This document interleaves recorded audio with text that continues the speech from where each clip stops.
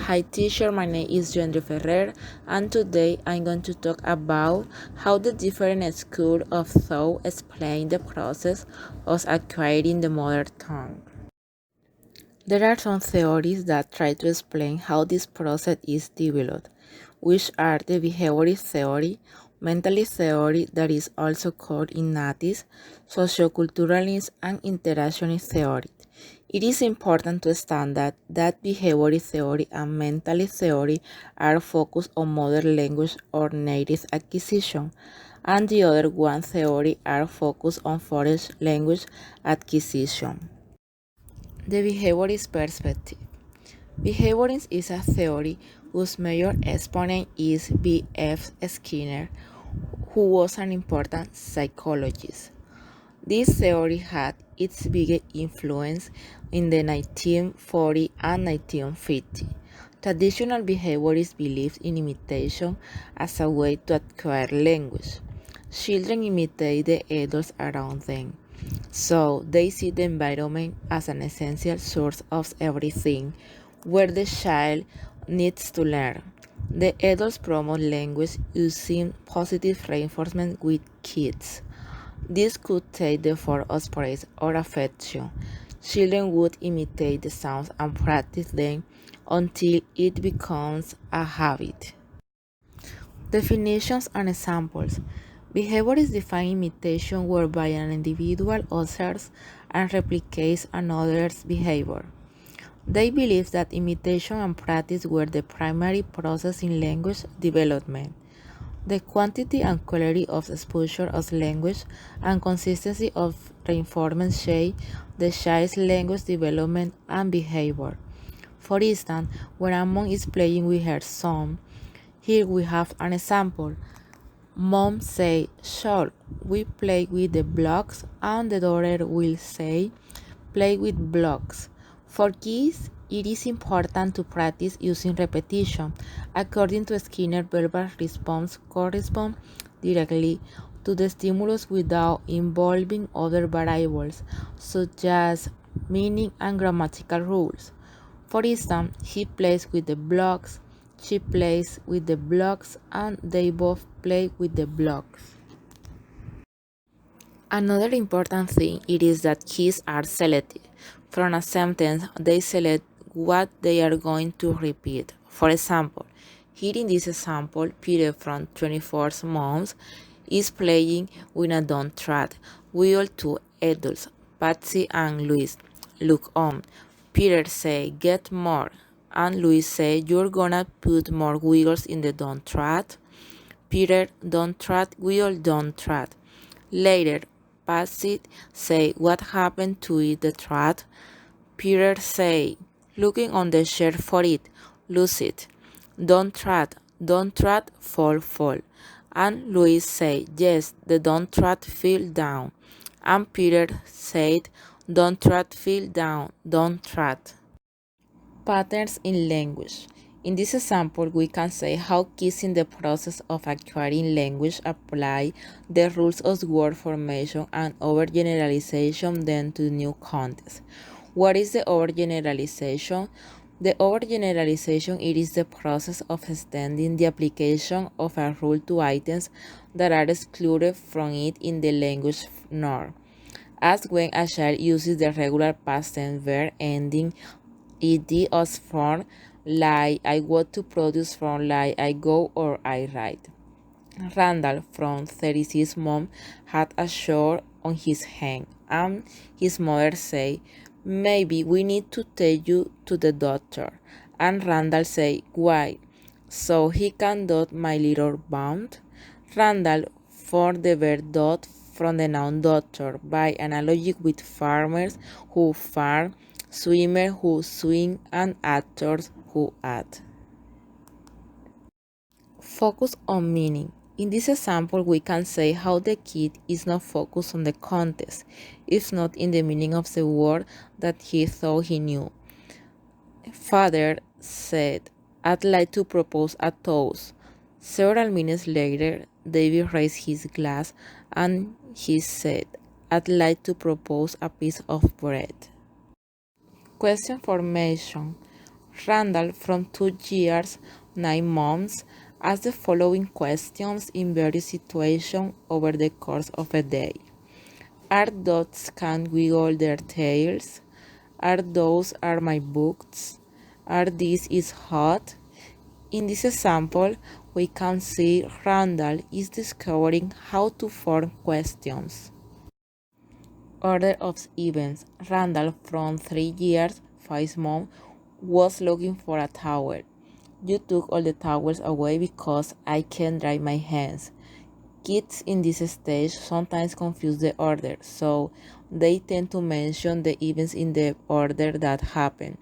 For example, here we can say what happened first was that the towels were taken away and then he couldn't dry his hands.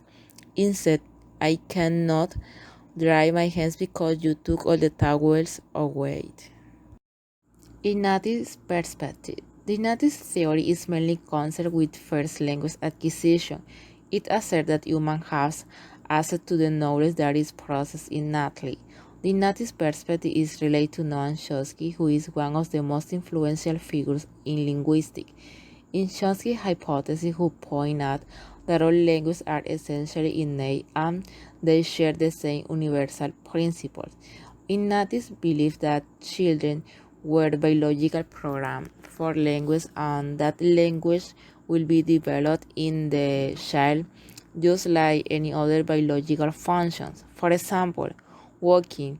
Kids will learn to walk as long as adequate nourishment and reasonable freedom of movement are provided. Chomsky emphasized that the environment made only a basic contribution. In this case, people speak to the kid and the kid's biological endowment will do the rest. Language acquisition will begin with false starts, incomplete sentences, and a slip of the tongue. Eventually, they will learn to distinguish grammatical and ungrammatical sentences. Children have innate universal grammar since they were born. Ignatius' theory views language as rule governed.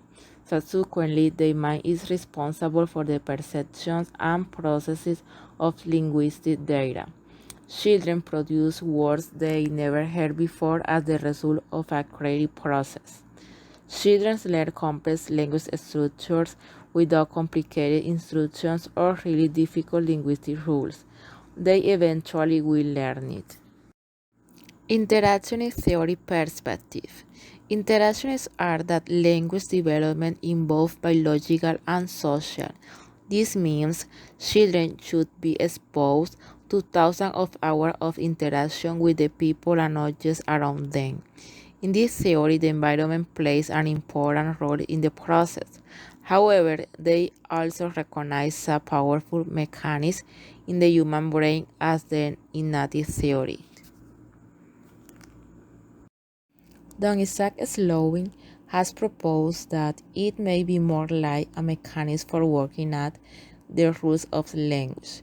It seems to me that the child is born not with a set of linguistic categories, but with some sort of process mechanism, a set of procedures and inference rules, if you will, that he uses to process linguistic data. These mechanisms are such that applying them to the input data, the child ends up with something which is a member of the class of human language. The linguistic universals then are the result of an innate cognitive competence rather than the context of such as competence, cited in Russell 2001. Jean Piaget is one of the first proponents of the view that children's language is built on their cognitive development. He observed how infants in their play and in their interaction with objects and people were building language. In addition, he believed that language can be used to represent knowledge that children have acquired through physical interaction with the environment. In this approach, language is seen as an important tool in shaping cognitive development. Vygotsky believes that children engage in three different types of speech: private speech, that is internal communication; social speech, that is external communication, and inner speech, that is self-talk. In addition, interaction is produced in the child self-motivation and reinforces the concept he has of himself. And finally, the child is responsible for his own learning process. In this theory, it is possible to mention the scaffolding, that is a process of teaching that facilitates the learning of the child. Thanks to it, the child is directed through small steps that he can understand toward achieving the success of a more difficult complex task. Sociocultural theory perspective. This theory claims that language learning is a socially mediated process. Mediation is an essential principle, and language is a cultural fact that provides social interaction. It is important to understand that the individual and background must not be separated, and urge that the individual emerges from social interactions with other human beings.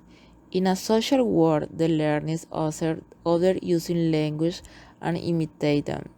It means the social collaboration allows people to learn. One of the pioneers in this theory was Vygotsky, who also stated that culture was a primary determinant of knowledge acquisition.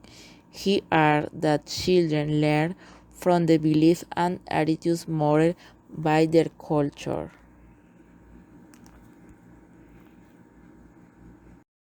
This theory emphasizes meaningful interaction among individuals as the greatest motivating force in human development and learning. There are two essential elements affecting an individual's learning language, which are meaning and mediation. For Vygotsky, mediation refers to the process by which socially meaningful activities transform impulsive and immediate and natural behavior into higher mental process through the use of instruments or tools. This means that the individual does not establish a direct relationship with the world, but that this relationship is mediated through the use of tools. In this mediation process, there are three major categories: mediation through material tools, that is using pictures, cards to aid remembering; mediation through symbolic system, silently rehearsing the words to be remembered; and mediation through another human being. Children could be supported by an adult in the process of remembering. For Vygotsky, meanings develop over time, and that those one and the same word may refer to different aspects of reality.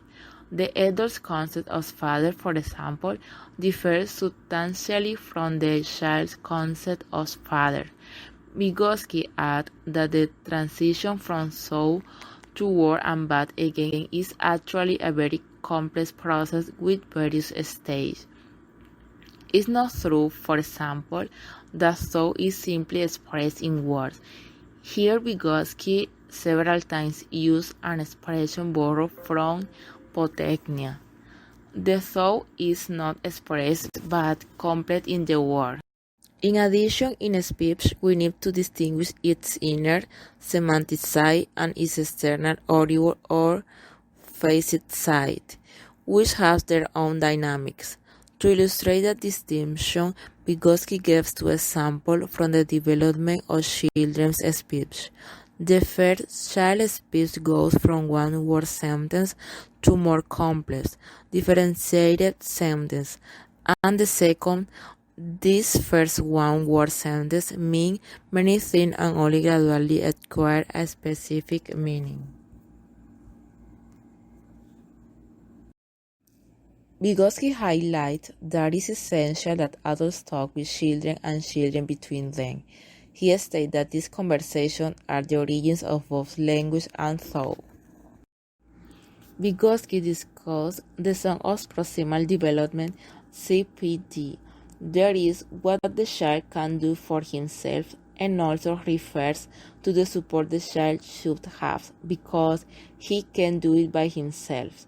For this, The other says that parents move, guide the kid, direct their learning, and this is known as scaffolding as well. It is the support of the adult so that he can guide the child's learning until the child is able to perform the concrete activity or can solve the problem by himself, being a being.